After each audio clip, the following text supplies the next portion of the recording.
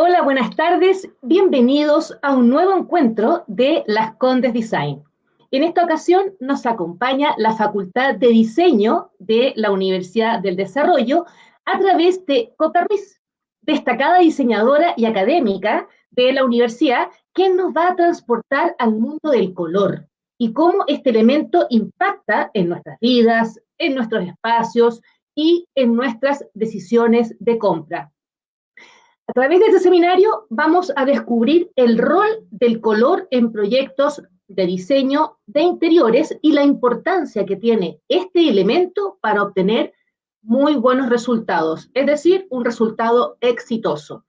Pero antes de comenzar, les quiero contar un poquito más acerca de nuestra invitada de hoy, acerca de Coca Ruiz, quien es diseñadora de la Universidad Diego Portales, con estudios en Parsons School en Nueva York. Además, fue directora de arte en Ropero Paula, fue editora de moda, arte y diseño en Casa de Juana, directora de arte y marketing digital para las marcas Rapsodia, Adolfo Domínguez, y Yasmín Chevar. Además, ella es docente de la Facultad de Diseño de la Universidad del Desarrollo y de la Universidad Diego Portales. Pero antes de saludarla y pasar a conocer los que nos tiene preparado para hoy día, quiero invitarlos a todos ustedes a comenzar desde ya a dejarnos sus preguntas, sus inquietudes, sus sugerencias o comentarios a través de nuestro chat, porque Coca estará respondiéndolos al final de su presentación. Así que ahora sí, Coca, hola, bienvenida, gracias por aceptar la invitación de Las Condes Design. ¿Cómo estás? Hola Patti, muy bien, muchas gracias por la invitación, muy ansiosa de empezar, estoy segura que hay algunos exalumnos y personas que conozco en el público, así que nada, muchas Sí, gracias por la invitación. sí, mira, tenemos una buena audiencia y muy buena convocatoria, así que hay harta gente escuchándote. Adelante, Coca, cuando tú quieras, puedes partir. Excelente. Voy ahora entonces con mi pantalla.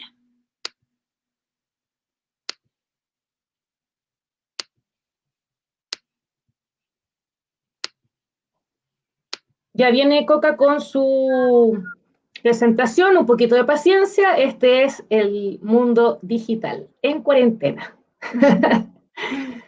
Así que no se vayan, estamos atentos. Ahí lo ven. Coca, ¿Sí? ¿Lo ven? no, yo no lo veo. Pensaba que estaba cargado, dame un segundo.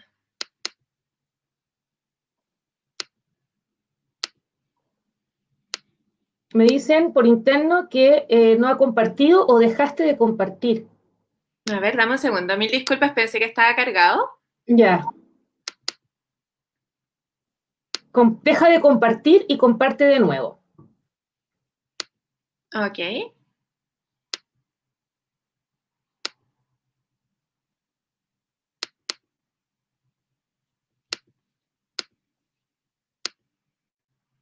¿Ahí sí? Eh, Déjame, porque estoy en interno. Al parecer, no, aún no me dicen. Aún no. Un poquito de paciencia les pedimos a todos. Pese a que hayamos probado todo este tema, algo pasó.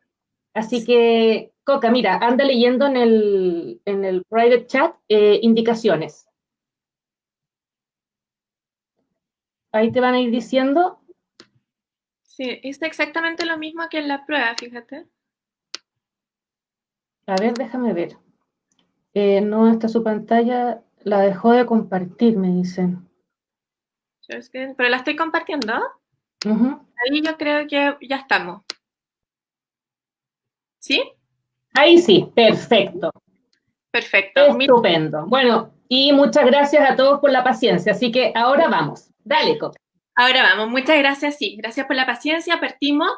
Eh, bueno, interiorismo, interacción y psicología del color. Espero en una hora, un poquito menos, poder transmitirles no solamente mi experiencia profesional en este ámbito, sino que también la pasión que tengo por esta temática y cómo el color, como dice Patti, influye tremendamente no solamente en las decisiones de compra, sino en las percepciones personales arraigadas a contextos culturales y situaciones también muy íntimas que puedan haber con el color. Así es que partimos. ¿Qué es lo que vamos a conocer hoy día? Primero, entender que el color es una de las variables más importantes dentro del diseño para definir tendencias. Es el factor más influyente en la percepción y en las decisiones de compra. Por eso, yo siempre les digo que requiere no solo un manejo profesional, sino también tenerle mucho cuidado y mucho cariño al color. En este seminario van a aprender el papel del color en proyectos de diseño enfocados al interior, pero también pueden trasladar este conocimiento a proyectos que tengan que ver con moda, con diseño, con piezas gráficas, etc. Por último, vamos a conocer habilidades esenciales para cualquier persona que esté interesada en estas áreas que les acabo de mencionar y, por supuesto, la gestión a partir de una herramienta que es realmente interesante. Aquí entonces, esta primera imagen, a mí me gusta mostrarla porque tiene que ver con cosas más personales, digamos. Nos vamos a meter después en cuestiones absolutamente concretas respecto al color, pero estas imágenes son recopilaciones que he ido haciendo de viajes por Chile y, bueno, el lugar donde estudié y también viví bastante tiempo, donde principalmente el color está instalado de manera más espontánea, como en la naturaleza. Este es el norte de Chile, un lugar maravilloso y también bastante secreto, así que por ahora no voy a dar el nombre del lugar, pero sí me parece muy interesante lo que se da ahí naturalmente, en términos de composición, contrastes, saturaciones, etc.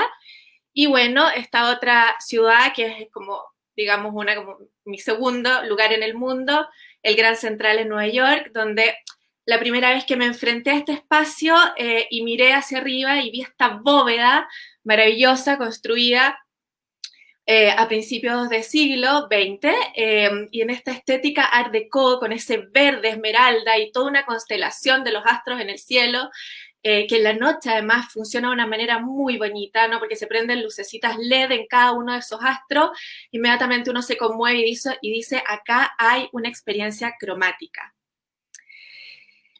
Acá hay algo, para partir nomás, estamos calentando motores, hay algo de el trabajo que hicimos en conjunto y que yo valoro tremendamente, de un proyecto fundado por dos chilenos que se apasionan tremendamente no solo por la decoración, sino también por el uso del color, que son Loreto y Felipe de la Casa de Juana, donde efectivamente ellos hacen y hacemos en conjunto un manejo muy interesante, no solamente desde los espacios que son tremendamente alcanzables y accesibles, sino también el color como juega un rol protagónico dependiendo de las proporciones, dependiendo de los contrastes, de las armonías, de los monocromos que se puedan dar, y ahí estoy tirando algunas pistas con las que vamos a aprender más adelante en el manejo del color, por supuesto, y que siempre cuando uno las conoce, las aprende a conocer, por supuesto, después genera espacios que dentro de su simpleza son tremendamente impactantes. Acá hay una tercera imagen donde creo que además juega un rol muy importante los detalles, no solamente en términos cromáticos del espacio, en términos de muros, por ejemplo, cielo, suelo, sino también todos aquellos detalles que tienen que ver con las texturas, los textiles, el arte nacional, por supuesto, que también es un tema que voy a tocar en un ratito más, y cómo conviven todos estos elementos para generar espacios que son tremendamente acogedores, que, insisto, son fáciles de acceder y muy inspiradores, por supuesto. Cuando nosotros logramos reconocer las proporciones adecuadas en términos cromáticos, por supuesto que vamos a ser también capaces de involucrarnos con los espacios desde esa inspiración y desde esa intimidad.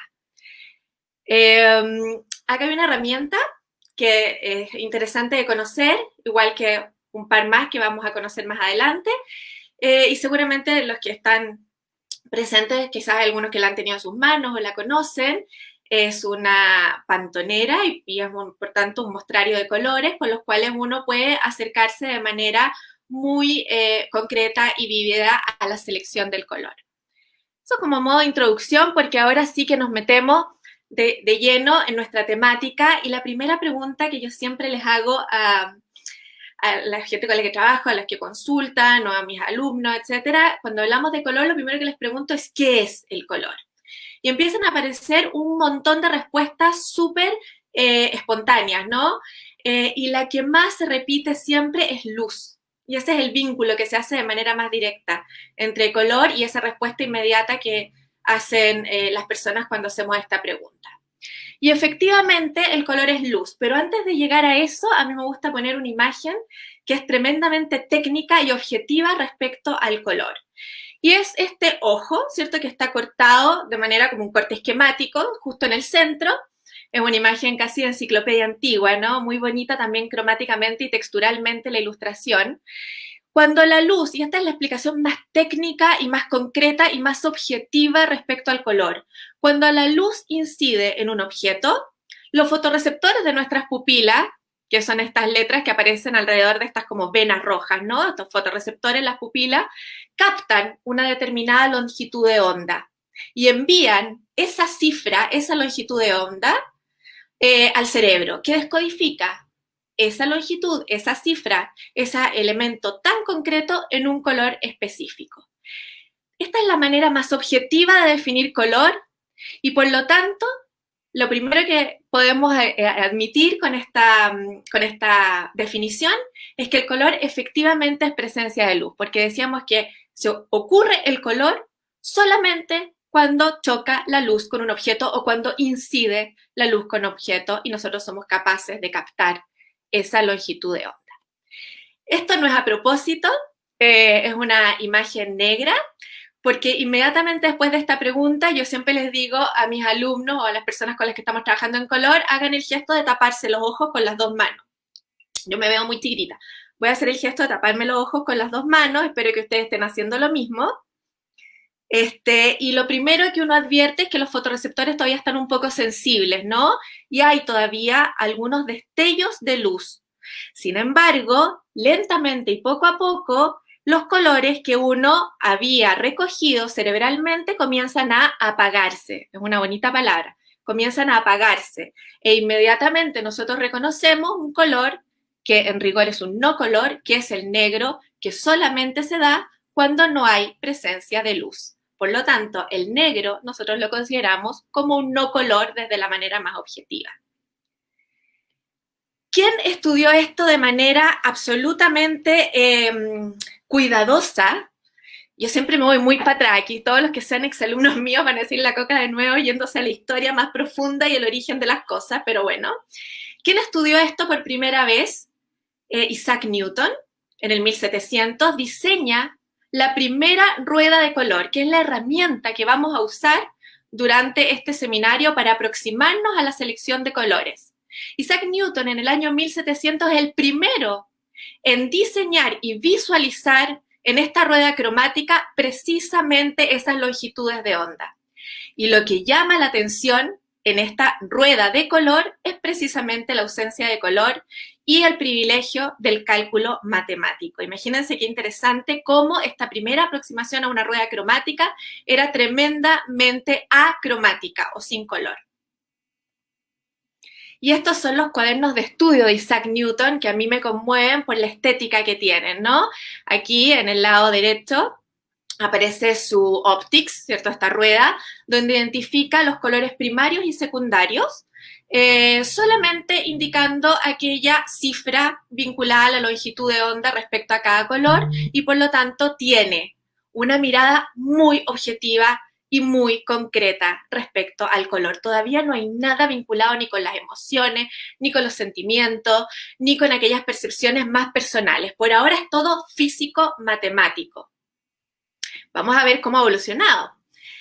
Hay un entremedio, pero a mí me gusta siempre hablar del hoy, ¿no? Y hoy yo creo que todos nos acordamos de nuestras clases de arte, por ejemplo, en el colegio, o alguna vez nos hemos aproximado a una rueda cromática. Una rueda cromática hoy que presenta 12 colores. Estos 12 colores toman los 6 colores primarios, por supuesto, de Isaac Newton, pero ya los visualizan, digamos, ya los condicionan a un color que se puede percibir, ¿no? Y que uno puede, de alguna manera, individualizar. Y esta rueda cromática de 12 colores que usualmente usamos los diseñadores, independientemente de que estemos vinculados a la moda, a los interiores, al diseño de objetos, etcétera, esta rueda de 12 colores se compone de 3 tipologías, ¿sí? Los primarios, yo probablemente aquí no estoy diciendo nada nuevo, pero me gusta trabajar sobre certezas. Los primarios, el rojo, el amarillo y el azul.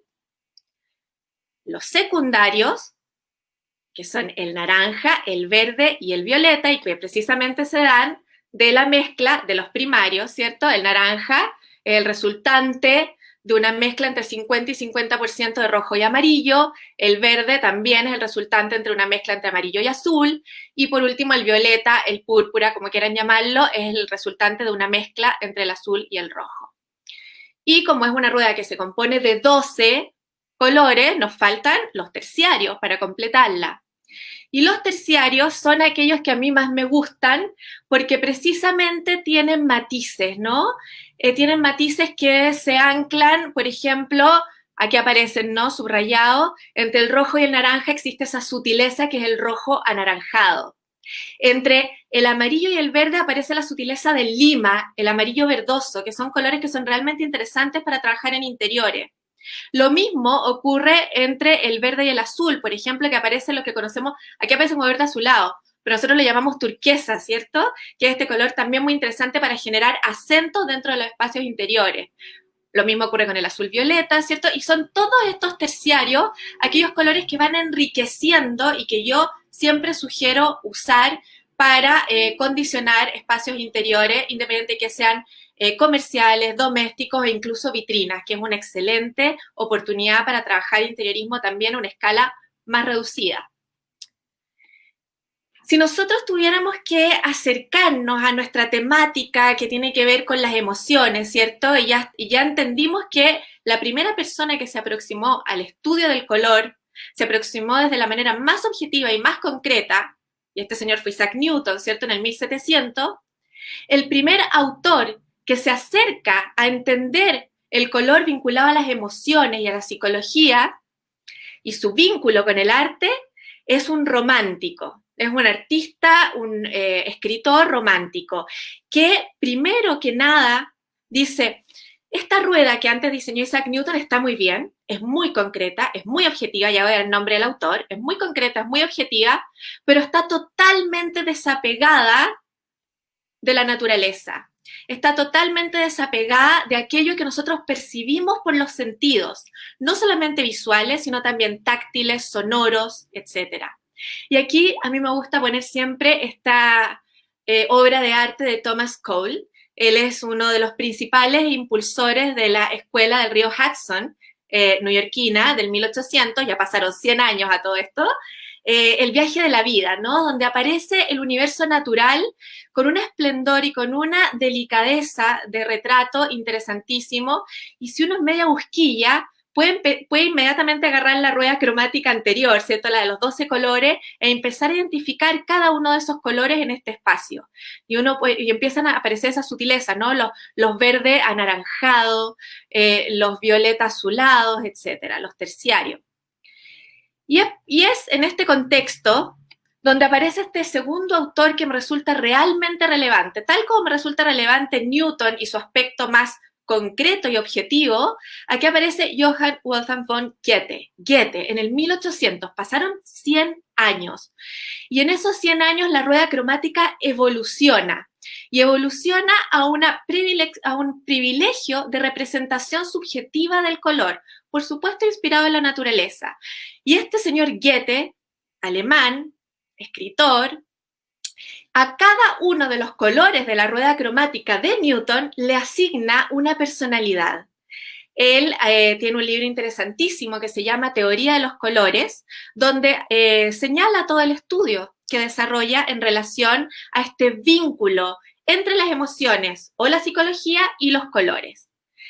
Y aquí, por ejemplo, a cada uno de estos colores, ¿cierto? De esta rueda cromática, que no es de 12, sino de 6, vincula a cada uno de los colores un sentimiento, una percepción, una personalidad, como pongo yo acá en mi presentación, ¿cierto? Al rojo lo vincula con lo lindo, al naranjo con lo elegante, al amarillo con lo bueno, al verde con lo natural. Hay algunos que se mantienen hasta el día de hoy. El verde uno generalmente lo asocia con aquello. Al azul, este azul medio celeste, ¿cierto? A lo corriente, a lo más común, quizás a lo que más se repite, quizás entendiendo que las porciones de cielo y mar dentro de la naturaleza son tremendamente imponentes. Y al índigo, que le llama este color de acá arriba, al índigo, que este es azul medio purpúreo, como algo único, como algo más exclusivo. Y sinceramente, desde mi perspectiva, la relación que existen entre estos colores y esa percepción que las personas tenemos o cómo dotamos de personalidad no han mutado mucho. Contemporáneo a Goethe aparece otro actor relevante dentro de nuestra historia de la psicología del color y, por supuesto, la evolución de la rueda cromática. Estamos instalados en esas dos áreas, ¿cierto? La evolución de la psicología del color, pero por sobre todo la evolución de la rueda cromática que, insisto, es una de las herramientas más potentes para desarrollar proyectos vinculados al interiorismo o a la moda o al diseño, dependiendo de los intereses que haya en el público, por supuesto. Bueno, y aquí está el señor Moses Harris. Este es un inglés. Inglés del 1811, por lo tanto, contemporáneo a Goethe, ¿cierto? Contemporáneo, un par de desfasado una década, digamos, pero él tenía otra actividad. Moses Harris no se vincula a la corriente del romanticismo ni en términos de escritura, ni en términos de arte. Él es un entomólogo. ¿Cuál es el rol de un entomólogo? Ya lo deben saber. El estudio de los insectos. Y fíjense dónde está haciendo foco Moses Harris para inspirarse en una rueda cromática que nos va a acompañar de aquí en adelante en el resto de nuestro seminario. Se inspira precisamente en toda la variedad cromática y textural que tienen los insectos. Y aquí hay un elemento bien clave, porque yo creo que ustedes pueden tener en mente algún tipo de escarabajo, ¿cierto?, del sur de Chile. Chile tiene un paisaje maravilloso. Yo quizás en esta conversación nombro algunos paisajes constantemente porque soy una enamorada de la naturaleza local. Los escarabajos del sur de Chile, por ejemplo, cuando están a la sombra, cuando no hay luz, se ven de color negro. Ya sabemos que no es un color el negro. Pero cuando incide un haz de luz sobre la caparazón de ese escarabajo sureño, que nosotros pensábamos que era negro, que era oscuro, inmediatamente esa coraza, esa caparazón, comienza a irradiar una serie de colores entre los azules, los púrpuras, los rojos, y esas observaciones son las que toma Moses Harris en el 1800 para crear el prismatic. Esta es, a mi juicio, una de las ruedas cromáticas más útiles para trabajar en moda y en interiorismo. El prismatic, que lo pueden descargar de Google, me imagino, de las plataformas que ustedes más visiten, es una rueda cromática tremendamente rica en términos precisamente cromáticos. Si se fijan, le agrega a la rueda cromática de Goethe unos colores más para llegar a 18 paletas. Por lo tanto, este señor de apellido Harris no solamente toma el conocimiento de Newton, sino que también el conocimiento de Goethe y consolida en una rueda cromática que es riquísima. ¿Por qué? Porque no solamente instala un monobloque de color, sino que todos los matices que se pueden dar desde el más oscuro hasta el más claro. Y con esto me refiero a 10 gradaciones de un mismo color, solamente adicionando blanco. Aquí aparece este término que nos gusta tanto a los diseñadores, los matices respecto al color. Cuando un color no se da en su 100%, sino que empieza a darse de manera un poquito menos saturada, un poco más discreta, en un 80%, en un 50%, en un 60%, generando paletas que son tremendamente atractivas. El aporte de Moses Harris al color es para mí uno de los más relevantes dentro de la evolución de la rueda del color y la psicología vinculada a los colores.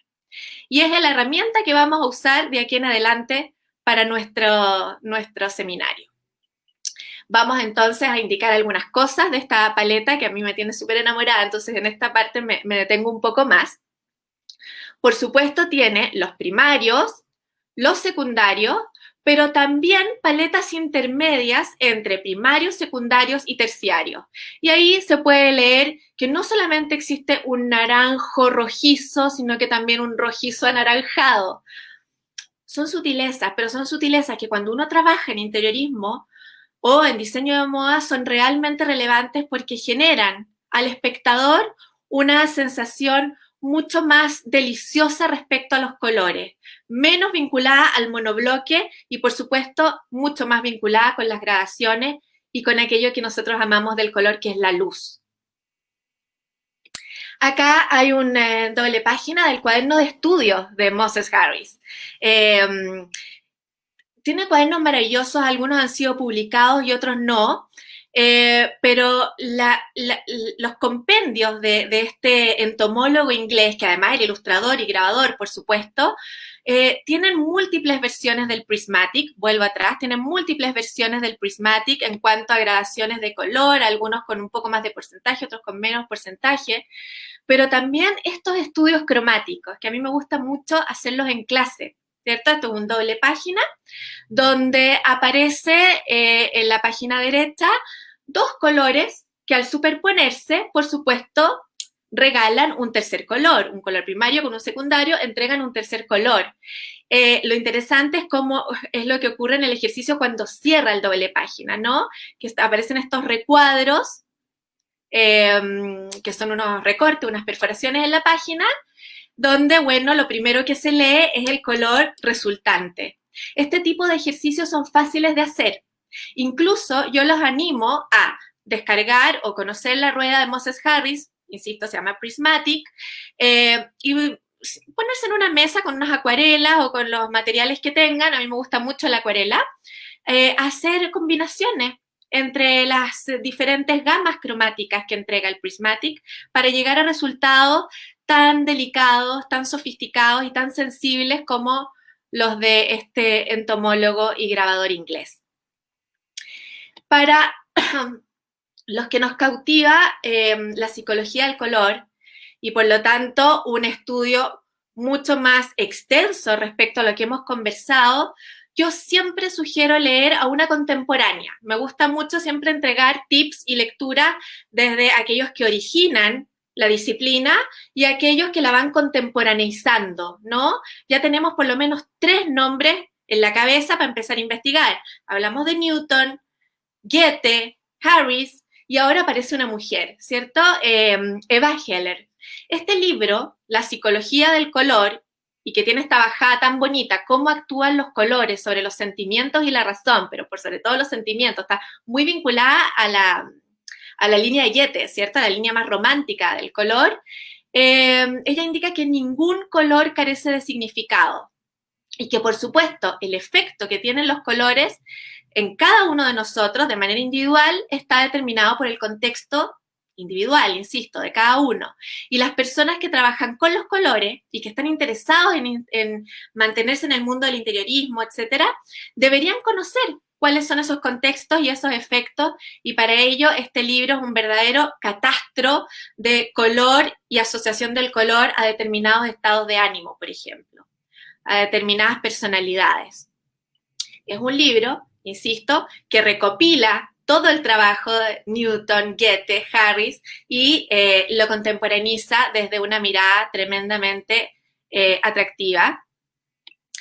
Y por supuesto lo toma en la actualidad una diseñadora de interiores que a mí me gusta mucho precisamente por la sensibilidad que tiene en la elección del color. Ella es Kelly Wessler. Actualmente, bueno, vive en Estados Unidos, New York. Lo interesante de ella, tuve la oportunidad y la maravillosa oportunidad de conocer su estudio. Lo que tiene Kelly Wessler de interesante es que tiene el Prismatic de Moses Harris, tipo impreso como en una pared gigante, ¿no? Parece ser su carta de navegación. Es algo que yo les sugiero, tener el Prismatic de Harris como una carta de navegación en color. Y si se fijan en sus diseños de interior, está trabajando con las gradaciones de color y con la combinación súper exitosa de estas 18 paletas, ¿cierto? Con estos 18 colores más las gradaciones por cada uno, las 10 matices o las 10 gradaciones por cada uno. El trabajo de Kelly Wessler es un trabajo tremendamente conmovedor, precisamente por las proporciones en las cuales emplea el color, que son proporciones a veces en un 60, en un 30, en un 10%, y ya le estoy tirando como un poco la pista del ejercicio que vamos a hacer al final, que tiene que ver precisamente con el ejercicio de los porcentajes en color para interiorismo. Pero insisto, si hay un referente actual, ya desvinculándonos un poco de la historia, ¿cierto? A pesar de que a mí me encantaría quedarme el resto del seminario en el 1800, digamos, pero si nos tenemos que acercar a la contemporaneidad, me parece que esta diseñadora, y vuelvo a esa diapo para que alcancen a notar el nombre, Kelly Wessler es una súper referente respecto al uso, insisto, del prismatic en el diseño de interiores. Por supuesto, claro, acá hay detalles de objetos y texturas y textiles que la verdad es que si me meto ahora en el tema textil tendríamos que tener tipo otra hora más, digamos, anexada a esto. Que estaría encantada de hacerla en una próxima oportunidad, por supuesto. ¿Quién se hace cargo actualmente de tomar todos los estudios de Harris? Aunque ustedes no lo crean, de Moses Harris. Yo tengo mi rueda acá. Pantone. Pantone es una organización, y este es el Pantone del año. Pantone es una organización a nivel global, pero de nuevo con sede en Estados Unidos, que se funda en los años 60. Imagínense la década en la que se funda esta organización, que lo que hace es asignar a cada color un código y por tanto universalizar los colores y las técnicas de impresión. Pantone surge en California en los años 60, en Estados Unidos, en plena era contracultural americana. Por lo tanto, hacerse cargo de un tema, digamos, que tenía 100, 200 años de expertise, era realmente un desafío. Y Pantone lo hace de manera exitosa y hasta la fecha es el líder indiscutible en no solamente la selección de los colores que van a guiar nuestras decisiones de diseño anualmente, sino también en entregar un universo cromático interesantísimo en cada una de sus paletas. Yo tengo varias por acá. No sé si se alcanza, si estoy tan sincronizada, pero estoy mostrando una, que es una de mis favoritas, que se llama Color Bridge, como puente de color. También lo pueden dejar anotado ahí. Es interesante porque transforma todos los colores RGB en CMYK. Probablemente los que son gráficos van a decir, es la pantonera que necesito. Pero bueno, Pantone entonces desde la década de los 60 en adelante es el líder indiscutido, no solamente en una amplia gama de muestras de colores, sino también en codificar cada uno de los colores. Y por eso, cuando nosotros nos enfrentamos a una pantonera o a una muestra Pantone, siempre nos vamos a encontrar con un número. Con eso, yo garantizo que el color que yo escojo Pantone en Chile, si quiero mandar a producir lo que sea vinculado a ese color en cualquier otra parte del mundo, va a tener exactamente ese color que yo estoy viendo en mi muestrario. Por lo tanto, acá hay un término que a mí me gusta. Pantone es igual a universalidad cromática. Y también es referencia respecto a los contextos actuales. Fíjense que no es casualidad el azul Classic Blue, azul clásico, que elige Pantone para el 2020, un año particularmente complejo, ¿no? Propone el azul clásico, que tiene este código 194052 TSX, son unos códigos de pronto más largos, más cortos, pero siempre, y aquí de nuevo, la psicología del color. Pantone siempre en la selección de su color del año genera un breve texto vinculado a por qué se toma ese color como una decisión anual. Y ahí hay storytelling, ¿cierto? Y ahí hay emoción y hay personalidad. Y lo voy a leer, dice, Classic Blue facilita la concentración y aporta una claridad que nos ayuda a enfocar de nuevo nuestros pensamientos, algo absolutamente necesario para el contexto que estamos viviendo. El azul clásico es un tono reflexivo del azul, que fomenta, y aquí otra palabra maravillosa, la resiliencia. Por lo tanto, también es muy interesante, y aquí los que son más mateos en términos de color, probablemente van a empezar a buscar las descripciones que hace Pantone, magistralmente en 2 líneas, de los colores de cada año vinculados precisamente a esa descripción, ¿cierto? Que es tremendamente emotiva, que es tremendamente psicológica, si quieren así decirlo, y que está, por supuesto, vinculado con una actitud que debemos tener frente al color. Y en este caso, el azul clásico, la actitud que promueve Pantone frente a este color es la resiliencia, algo tremendamente necesario en el contexto que estamos viviendo, por supuesto. Acá hay cosas y productos y merchandising de Pantone que probablemente a los diseñadores de interiores y a los que quieren instalarse en la práctica del interiorismo le van a resultar tremendamente fascinantes. Libros de más de 200, 300 páginas, donde instalan su propuesta para el 2021 de cromáticas para moda, interiores y hogar, por ejemplo. Siempre van un poco más adelante. A mí me gusta mucho Pantone porque es muy visionario, ¿no? Y de alguna manera en el 2020 ya está pronosticando, o sea, otra palabra interesante, pronosticando los colores que van a guiar nuestras decisiones de diseño de interiores.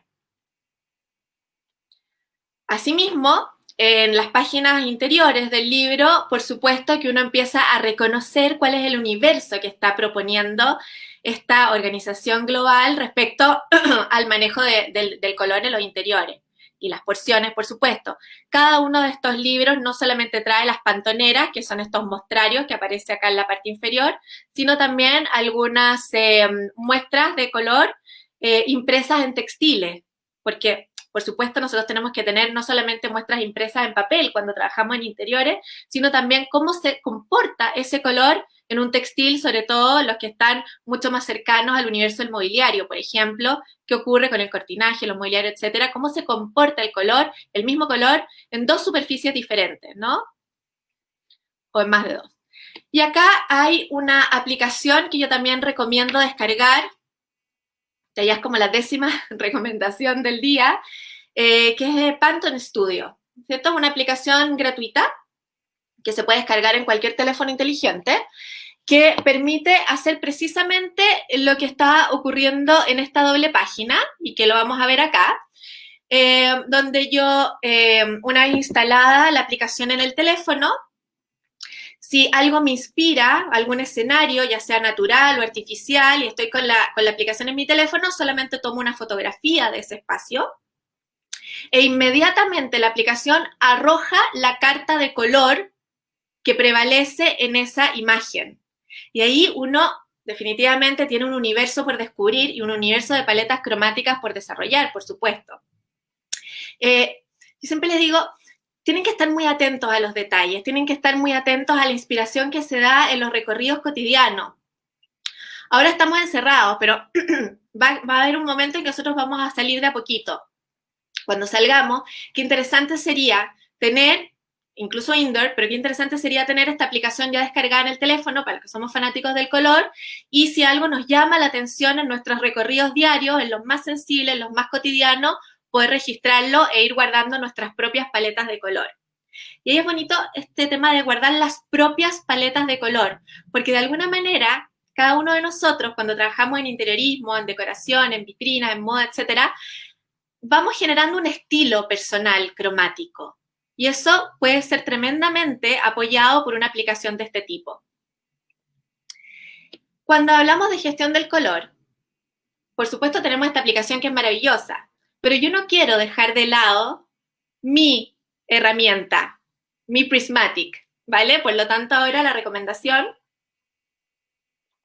para gestionar color y por lo tanto trabajar con color en interiorismo podría estar de la mano. Tener nuestro Prismatic impreso, chiquitito, en nuestra croquera, y por otro lado, bueno, la aplicación que les acabo de mencionar. De ahora en adelante, los ejercicios que vamos a hacer van a estar condicionados por el Prismatic, que como ya vimos, sigue siendo, a pesar de haber estado creada hace 100, 200 años atrás, sigue siendo hoy un caballito de batalla imbatible a la hora de gestionar el color.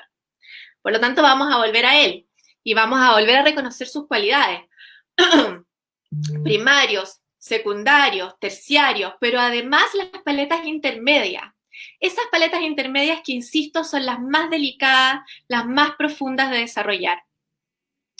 Y aquí, atención, porque es la parte de ejercitación de nuestros 50 o 60 minutos. Yo me alargo un montón y me van a disculpar por eso, pero créanme que es muy interesante esta parte de ejercitación, que es la última parte.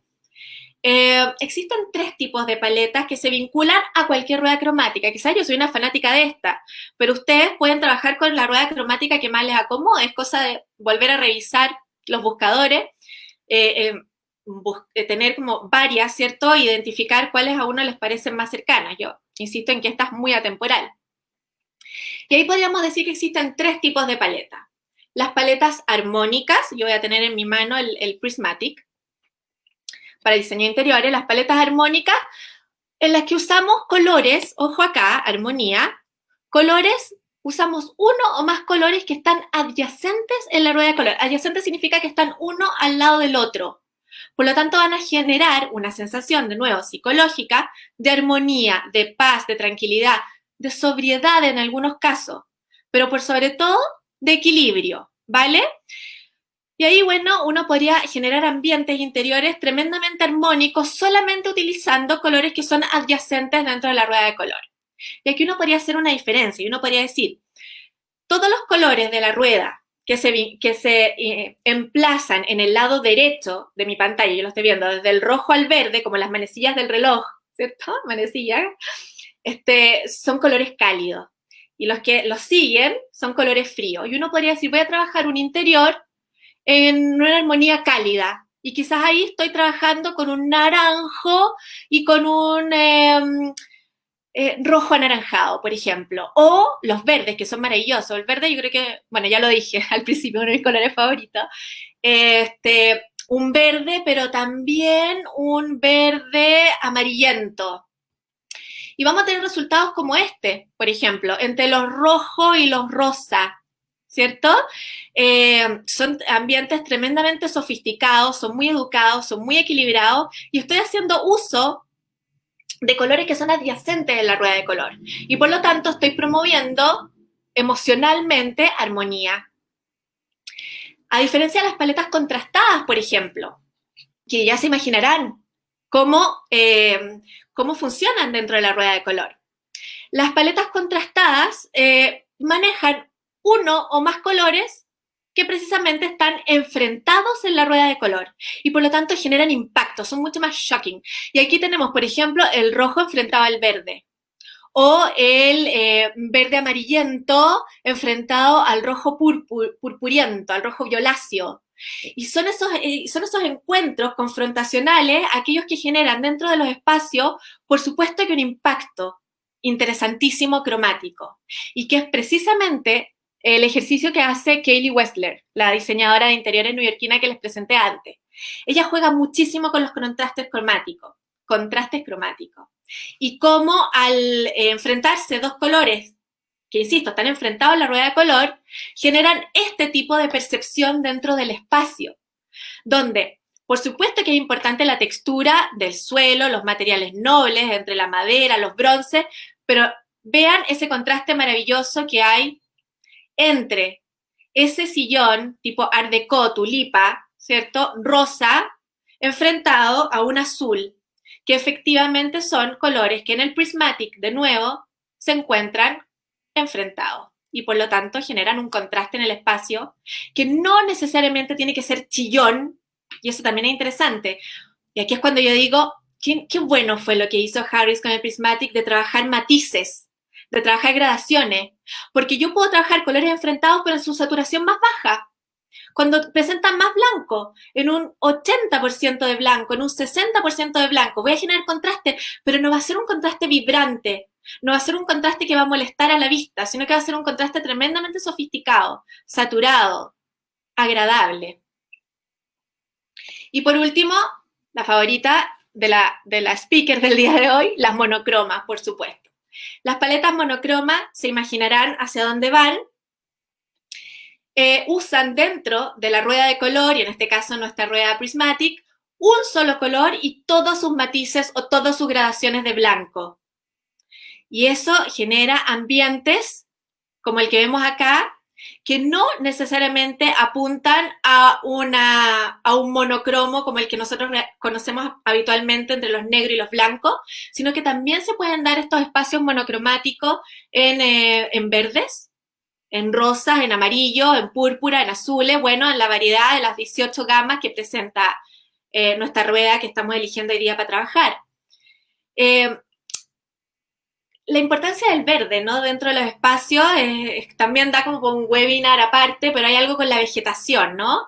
El verde que otorgan las plantas en el interior es tremendamente contrastante, rupturista y al mismo tiempo sofisticado. Se puede incluir dentro de espacios monocromáticos como este y apoyar precisamente el monocromo, o puede contrastar con otros espacios y siempre resulta tremendamente atractivo y favorecedor. Veamos algunos estudios de casos de espacios residenciales que trabajan con paletas cromáticas como las que hemos estudiado. Señalamos que existían 3 paletas cromáticas, ¿cierto? Las de armonía, las de contraste, las monocromo. Veamos cómo se aplican a espacios interiores con una regla de gestión de color, ¿cierto? Que es algo que prometimos al inicio. Acá hay una regla que, por supuesto, las reglas están siempre para romperlas, pero es una regla que funciona. Cuando nos queremos instalar por primera vez en el espacio de interior y el color administrado en los interiores, tenemos esta regla del 60-30-10, ¿cierto? Y uno podría decir esto es muy simple, o quizás yo lo hago más simple como con esta primera introducción que estamos haciendo, por supuesto. El 60% de color debiera estar administrado en suelo, cielos y muros, ¿vale? Aquí me detengo un poco para que puedan anotar. El 60% de la paleta que yo escoja, sea una paleta armónica, sea una paleta contrastada o monocroma, el 60%, es decir, la porción más grande de color dentro de un espacio interior, y estamos hablando de espacios domésticos, además no comerciales, se la debiera llevar el suelo, el cielo y los muros. Luego, el 30% debiera estar incorporado o integrado al mobiliario, ¿vale? Y el último, yo siempre le digo al 10% el acento de color, el 10% debiera estar integrado en los objetos. Y por lo tanto, aquí los objetos se convierten en verdaderas estrellas de nuestros espacios interiores. Conocía ya esta receta, que la repito, para gestionar el color en interiores, independiente de la paleta que uno elija, aquí no hay como mejores paletas que otras. Lo que pasa es que uno como diseñador de interiores ya va teniendo ciertas afinidades con algunas. En lo personal yo dije me gustaban los monocromos, pero quizás en el público hay gente que es fanática del contraste, otros fanáticos de la armonía, o se han inspirado con lo que hemos visto hoy día. Independiente de la paleta que tú escojas, es muy relevante considerar que una vez escogida la paleta vas a tener que administrar el color, o gestionar el color, el término que mejor te venga, digamos. Y esa gestión de color debiera inicialmente estar vinculada a esta 60-30-10, ¿cierto? Que por supuesto forman el 100, yo soy re mala para matemática, pero entiendo que sumando eso vamos a tener el 100% del espacio bordado. Vemos cómo funciona un espacio armónico con nuestra receta o con nuestra gestión de color. Acá hay un espacio armónico de la casa de Juana, insisto, un proyecto que me fascina, precisamente por la sensibilidad que tienen con el color y también por generar espacios que son mucho más accesibles que los de Kelly Wessler, por ejemplo, ¿cierto? Son espacios que nosotros podemos reacomodar incluso. Sería súper bonito hacer el ejercicio ahora de acercarse de nuevo a nuestra sala, a nuestro living, y empezar a revisar cuáles son los objetos que tenemos, cuáles son los muebles que tenemos, qué paleta de color espontáneamente, quizás sin administrarla, hoy está presente en nuestros espacios domésticos y quizás hacer ligeros cambios. A veces es cosa de llevar un mueble a otra sala y ya generas contraste dentro de ese espacio. No es necesario tener un presupuesto demasiado abultado. Yo siempre he dicho, por sobre el presupuesto, primero está la reflexión respecto al color. Bueno, volvamos acá. Decíamos entonces, espacio armónico. Acá hay una armonía en los rosas, por supuesto, los rojos, y si se fijan, el 60% del rosa está precisamente educado o gestionado en los muros, ¿sí? el 30% del color armónico de esta paleta armónica está instalado en el mobiliario. Y hay un acento de 10% que uno puede decir, pero Coca, esto no es armónico, te tiraste un negro. Bueno, acordémonos que el negro no era un color y que puede comportarse en cualquier espacio de manera muy libre. Y en este caso, este 10%, este acento de color, está administrado en estas patas de mesa, dejando un contraste que sofistica mucho el espacio. Hagamos el mismo ejercicio del 60-30-10 en un espacio contrastado. Acá hay un espacio contrastado también de Juana. Lo presentamos al principio, ¿cierto? Acá podemos ver que hay un interesante contraste entre los azules y los rojos y los amarillos que hay en esta alfombra que es de proporciones bastante grandes. Por lo tanto, muy protagonista del espacio, igual que esta obra acá de arte contemporáneo, muy protagonista del espacio. ¿Cómo se está entregando nuestra receta? 60% ya sabemos, 60% se lo puede llevar o el cielo, o los muros, o el suelo. Ahora, yo tengo que ser como súper concreta en esto, y que generalmente los suelos coloreados son suelos que son difíciles de aceptar como de buenas a primeras. Generalmente los suelos uno los libera y los maneja como con los materiales que existen en términos como de revestimiento de suelo, ¿cierto? Pero en los muros uno se las puede jugar. Y en los muros uno se las puede jugar con estos colores que son tremendamente contemporáneos y contrastados y que se alejan totalmente de los blancos, los huesos, los beige y todos estos colores que generalmente uno está acostumbrado a conocer en espacios interiores. Bueno, 60% entonces se lo lleva los muros, como dijimos antes, el 30% el mobiliario, y ahí sigue habiendo armonía, ¿cierto? Que son colores que están juntos a la rueda del color, pero el contraste lo entrega la personalidad de esta alfombra, que es una alfombra que es tremendamente protagónica, no solamente por la textura que tiene, sino también por toda la decoración, ¿no? Por todo el diseño ornamental floral que tiene, que es interesantísimo, y que se la juega con una armonía cromática, ¿cierto? Si ya somos peritos en el manejo de la rueda, vamos a ver que los rojos, los naranjas y los amarillos son pura armonía. Pero ¿qué pasa cuando esa armonía se enfrenta a un espacio que juega con el contraste? Por supuesto que aparece lo contemporáneo, lo innovador, lo confortable al mismo tiempo y lo que nos parece más propio también, ¿cierto? Aquellos espacios donde nos sentimos, bueno, como en casa, ¿no? También se puede dar la regla en escenarios más chiquititos. A mí me gusta mucho el vitrinismo y me gustan mucho las mesas en general. Diseñar mesas, poner la mesa, hay algo ahí como muy doméstico, ¿no?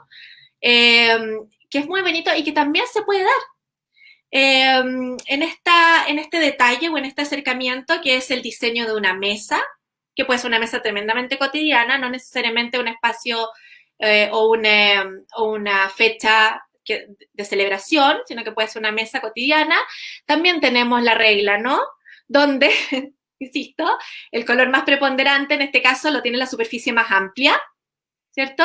El color intermedio, aquellos detalles que son inmediatamente menos protagonistas, como las copas, y los detalles, ¿cierto? El detalle del 10% que le entrega este textil delicado, posado sobre su contexto, y que por supuesto también aporta dentro de un escenario que es un poquito más chiquitito, pero también cuidado, la receta bien aplicada, digamos. ¿Qué pasa con los espacios monocromos? Vamos acá. ¿Qué pasa con los espacios monocromos? Los monocromos en general uno tiende a vincularlos con los blancos y los negros y así es, digamos. Nosotros veíamos antes un espacio monocromo en verdes que era fascinante, pero generalmente las personas no se atreven mucho y cuando uno trabaja con clientes en interiorismo, cuando proponen paletas monocromas de interiores que están trabajadas en los rojos, los amarillos, los verdes, los azules, los púrpuras, etcétera, como que existe un poco más de distancia.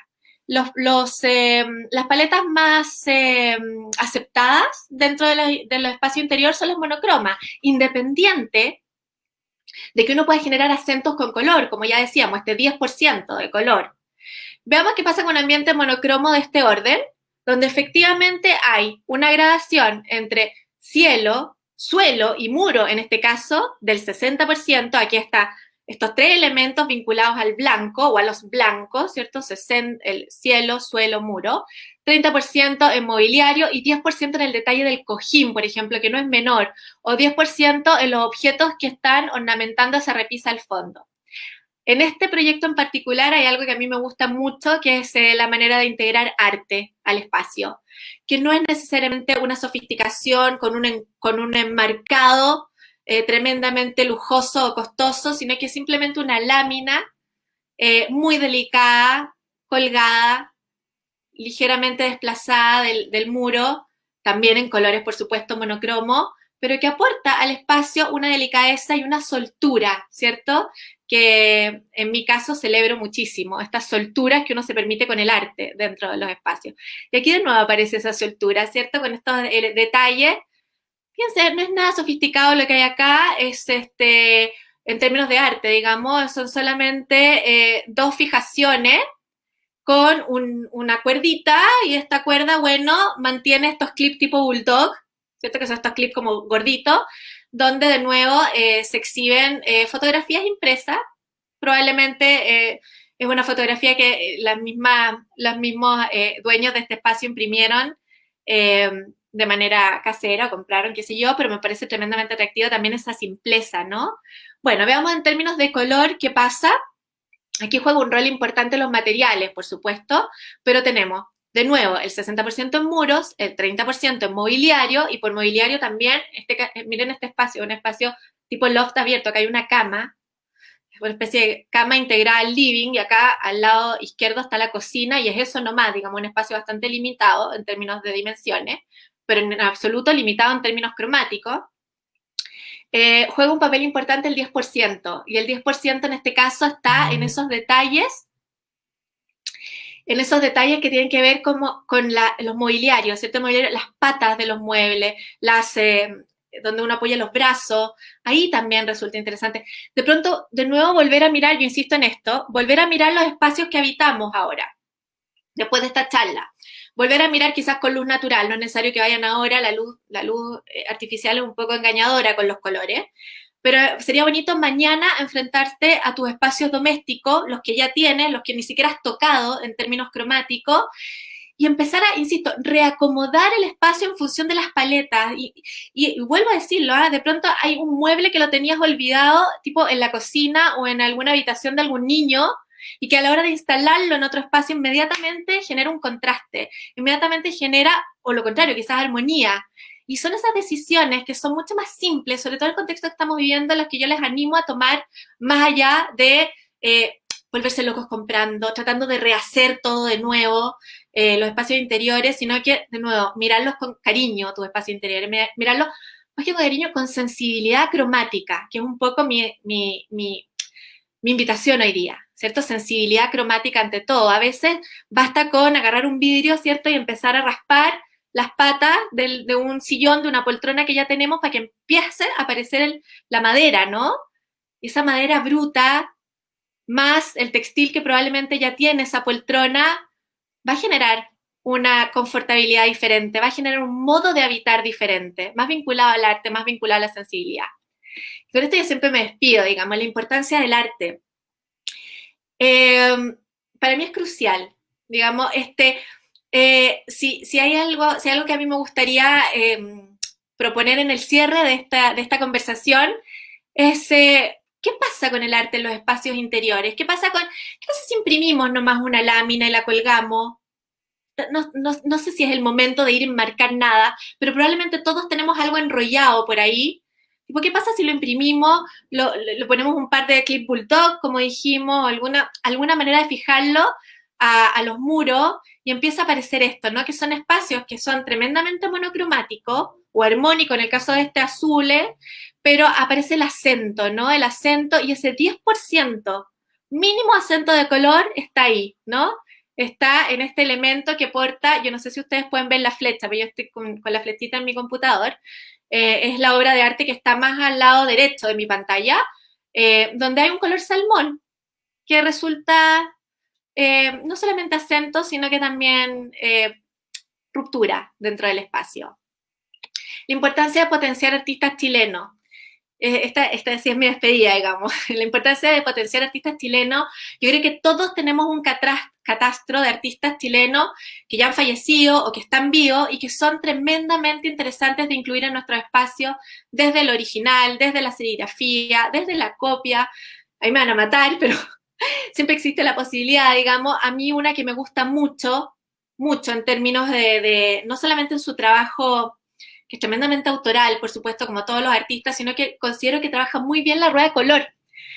Hay una aproximación con el color y con la fotografía de parte de Cecilia Bendaño, que es una artista visual chilena, en esta última entrega, Enfermedades Preciosas, o penúltima entrega, Enfermedades Preciosas, donde realmente considero que hay una dosificación del color, un ejercicio del color tan sofisticado y tan cuidado y tan sensible como los que vimos en los espacios anteriores. Les agradezco muchísimo su atención.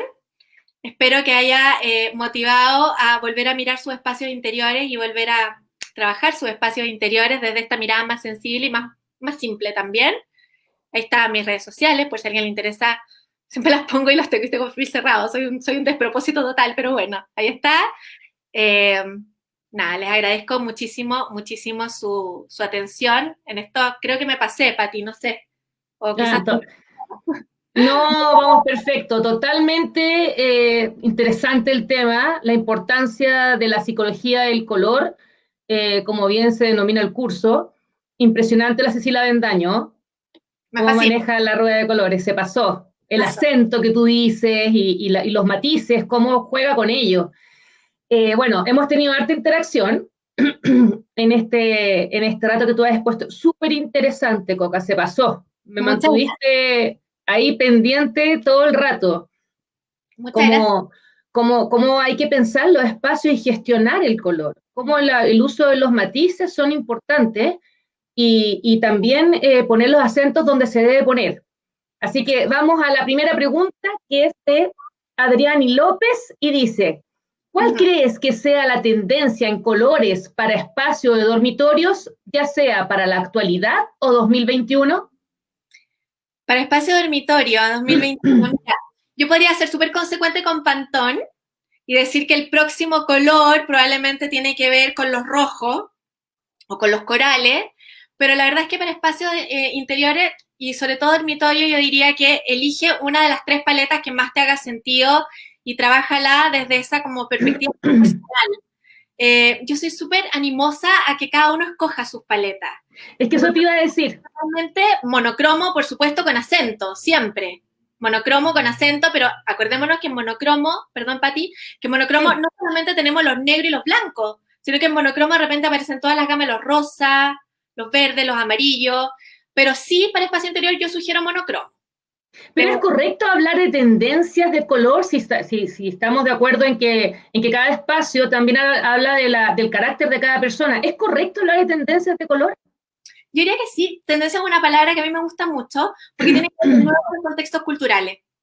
¿Te fijas? O sea, no es casualidad que haya sacado Pantone el azul más clásico y que genera, en términos psicológicos, equilibrio. Ya lo decía Goethe con el azul. Claro. ¿No? Entonces, de alguna manera, como mirar los contextos culturales y cómo cada contexto cultural va generando una tendencia cromática e integrar esas tendencias a los contextos culturales contemporáneos me parece tremendamente acertado. Perfecto. La Macarena pregunta, Macarena Iglesias, ¿los porcentajes deberían variar según la intensidad del color? Cuando se refiere a esta regla de 3 que tú contabas. Oye, Maca es exalumna mía. Buenísimo. Yo creo que alguna vez lo conversamos porque tiene un proyecto maravilloso que los invito a conocer, se llama Tintorera Textil. Lo hicimos juntas y trabaja con pigmentos naturales. Entonces yo creo que está como súper metida en las gradaciones de color y los pigmentos naturales y cómo teñir textiles con pigmentos naturales vinculados a la sostenibilidad. Bueno, es maravilloso el proyecto. Y me perdí con la pregunta porque me acordé del proyecto. Perdón, ¿cuál era la pregunta? A ver si me pueden devolver la pregunta porque no tengo acceso aquí, pero tenía relación con la regla de 3. Perfecto, sí, tiene que ver con los matices. Generalmente el 60% uno esperaría que fuera una saturación de no el 100 de la rueda, sino que bajara del 60 para abajo, el que tiene que ver con el 60%. Y el resto, el 30 al 10, puedes trabajar la saturación o los matices que quiera. Perfecto. Ring pregunta, ¿qué colores sugieres incorporar a un espacio rústico donde hasta ahora predomina demasiado la madera y los tonos tierra? Me gustaría generar un ambiente acogedor y relajado. Qué buena pregunta, porque además yo creo que es una de las condiciones espaciales de muchos, ¿no? Donde se privilegia la madera, Claro. entendiendo que además que la madera es el material por excelencia local, digamos, y Chile es un productor de madera, por lo tanto es probable que sea una de las experiencias de interiores que tenemos todos con la madera. Yo sugiero con madera trabajar con armonía en las paletas de color, no contraste, porque la madera ya tiene muchísimo contraste en sí misma. Acuérdense que la madera es veteada, tienen diferentes tonos de café o de marrones, por lo tanto lo interesante sería ahí trabajar con una paleta armónica y por supuesto aquella paleta armónica que ella más le resulte personal y atractiva. Los verdes funcionan muy bien con las maderas porque mantienen este ambiente natural de Yete, ¿cierto? Como que te transportan al bosque. Los verdes funcionan muy bien, los rosas también funcionan muy bien, y cual yo no sugeriría para madera, los amarillos. Creo que los amarillos compiten muchísimo con la madera, pero sí los verdes, los rosas, los esmeralda, si se atreve con los azules sería maravilloso porque generaría una sofisticación máxima. Si se atreve entre la madera y los índigos, los azules, va a generar inmediatamente un impacto y una sofisticación dentro del espacio con poquitos elementos, pero lo va a levantar. Ya, buenísimo. Nata Cardona dice, ¿qué paleta es más recomendable para los espacios pequeños? Para los espacios pequeños, definitivamente armonía o monocromo. El contraste lo que hace es reducir aún más el espacio, a menos que sea una vitrina, por ejemplo. Ya. ¿Cachai? Si estáis diseñando una vitrina y necesitas generar impacto en pocos metros cuadrados, vamos al contraste. Pero si es un espacio domiciliario, doméstico, de interacción familiar y un espacio pequeño, por favor, o monocromo o armonía y dejemos el contraste para un poquito más de metro cuadrado. Pero y si quieres un espacio pequeño, poner un muro, cuando tú tienes los muebles de madera, me estoy imaginándolo el espacio de ella, tienes ¿Sí? muebles de madera, un espacio pequeño, y Uh-huh. quieres poner un muro en un verde, ponte tú, bonito, tipo los que tiene Benjamin Moore. ¿Te queda bonito? A pesar de que sea pequeño, ¿le da una onda? Es lo que pasa con los baños generalmente. ¿Te has dado cuenta que los baños contemporáneos son espacios muy chiquititos, donde de repente solamente colorea un muro de un color contrastante, vibrante, y genera también un efecto bien potente? Claro, pero ahí quizás la regla del 60 yo trabajaría en el 30 y el 10. Ya, buenísimo. Juan Camilo pregunta, ¿qué colores son tendencias para un restobar? ¿Y cómo influyen con la interacción al público de manera positiva, que sea más atractiva a diferencia de otros y que se diferencie de otros en el fondo? Ya, hay que ver al tiro cuál es el producto de ese restobar, ¿cachai? ¿Cuál es qué? ¿Cuál es el producto del restobar? En el fondo, ahí es súper interesante ver cuál es qué es lo que ofrece ese restobar a su cliente en términos de producto, qué es lo que se va a comer, qué es lo que se va a tomar ahí. Porque, por ejemplo, si es un bar de ostras, no sé, estoy pensando, si es un bar de ostras, lo más probable es que yo trabaje en sintonía con las cromáticas de las ostras, ¿cierto? Claro. En los plata, los blancos, los negros, quizá un toque de bronce en términos de materiales, pero si es una hamburguesería, por ejemplo, a pesar de que yo conozco poco restaurante, me imagino el tiro las ostras, no sé por qué, pero si tiene otro tipo de producto, bueno, quizás ahí uno se puede atrever a la misma paleta cromática anterior, contrastarla con un rojo, por ejemplo, o con un azul, o con un amarillo, en algunas proporciones, pero uno generalmente como que mira mucho lo que produce, lo que vende, y a partir de eso que vende, cuáles son los colores como que se podrían vincular con ese alimento. Ah, perfecto. Hay que gestionarlo bien nomás, entender cuál es el producto para elegir el color más adecuado. María Graciela pregunta, ¿es recomendable o no mezclar distintos tonos de madera? Tengo muro verde y cortinas de piso azules. A ver, déjame, es que me quedé pensando en el restobar. Me gustan mucho los marengos a mí, los negros y los marengos para los muros interiores de restobares, ¿vale? Yeah. Y acá ella pregunta que ella tiene muchas maderas distintas en un mismo espacio, ¿no? Sí, como con diferentes tonalidades, y tiene el muro verde y el piso azul. Eso puede ser... entendí yo. Eso entendí yo. Eso puede ser tremendamente rupturista. O sea, perdón, es como volver a esta imagen, digamos. Súper atrevida. Claro, es como, yo no sé si siguen viendo mi pantalla, parece que ahora estamos las dos nomás. Sí, ¿cierto? Estamos las dos. Ya, bueno, pero es un poco acordarse de esa imagen donde había un gran sillón azul y atrás un muro, sí, ¿no? y si a eso le tiráis un suelo verde, oye, puede quedar, pero de una contemporaneidad y una ruptura maravillosa. Yo creo que yo la alentaría a mantener esos colores. Lo que sí me preocuparía es el exceso de maderas diferentes, porque tenemos que poner foco en algo, digamos. O tenemos diversidad cromática o tenemos diversidad de materiales. Pero todo junto probablemente empieza a generar un ruido que es un poquito incómodo. Entonces, quizás ahí lo interesante sería mantener los diferentes tipos de madera y trabajar quizás dosificando uno de esos dos colores, por ejemplo. Claro. Y Guido Guerrero pregunta, de nuevo, gracias por tu charla. ¿Puedes comentarnos algo sobre colorear los espacios con la luz? Mira, interesante la pregunta. Preciosa, porque además la luz incide en los matices. Así que se le agradezco demasiado a Guido, me parece que era el nombre. Guido. Te agradezco mucho la pregunta, gracias por tu observación respecto a la charla.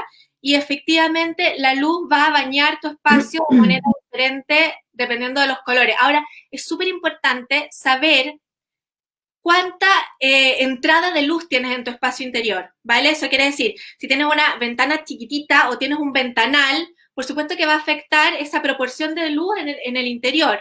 Ahora, generalmente los muros que enfrentan las ventanas van a comportarse a diferentes horas del día con una cromática diferente. Se van a bañar de luz de una manera diferente.